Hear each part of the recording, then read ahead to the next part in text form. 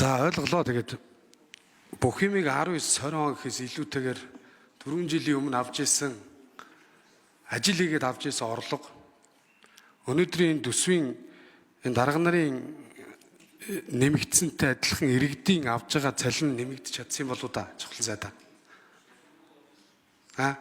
Бидний үрж байгаа мөнгө 4 дахин нэмэгдээд байдаг. Ажил хийгээд цалин авж байгаа иргэдийн маань орлого 4 дахин нэмэгдэж чадсан уу? Энийг л би асуудаг. Нэгт. Хоёр дахь нь бол бидэрт энийг танах боломж байна уу гэсэн байгаа. 10-аас 15% танах бүрэн боломжтой. Та түрүүн тэр баахан хороо мороо нэгжийг нэг газраас навал нэг газар л өгчөж байгаа байхгүй. Яаж зардал буурах юм? Тэгээ татан буулгал буулгасан шиг л буулгал та. Тэгж л зардлаа юм шүү дээ. Тийм үстэй жохлон сайтай.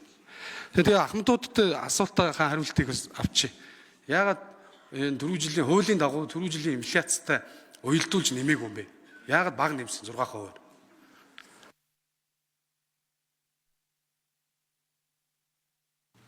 За жохлон сайд хариулт өгье.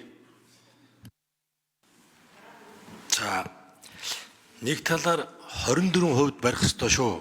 Урсгал зардлаа нэмж болохгүй шүү гэж та хязгаарлалчихсан. За нөгөө талдаа нэмээ гэдэг ахаар энэ хоёр чинь ингээд хайж болчихж байгаа. Эх жил бид төрийн албан агч нарын цалин нэмэх боломж гарсангүй. Төсөв маш хязгаарлагдмал байна. За дээрээс нь дотоодын бүтээгдэхүүний 24% та хязгаарлах ёстой шүү гэдэг. Ингээд одоо жилийн төлөвлөгөөнд оруулаад засгаас үүргэж гисэн. За ганц бид нар одоо бүх боломжоо дайчилж нэмж чадсан тэтгэр байгаа.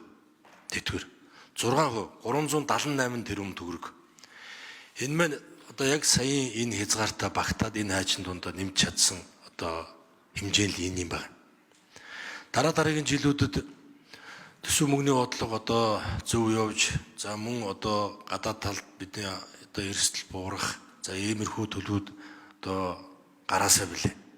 За эндээ тохирсон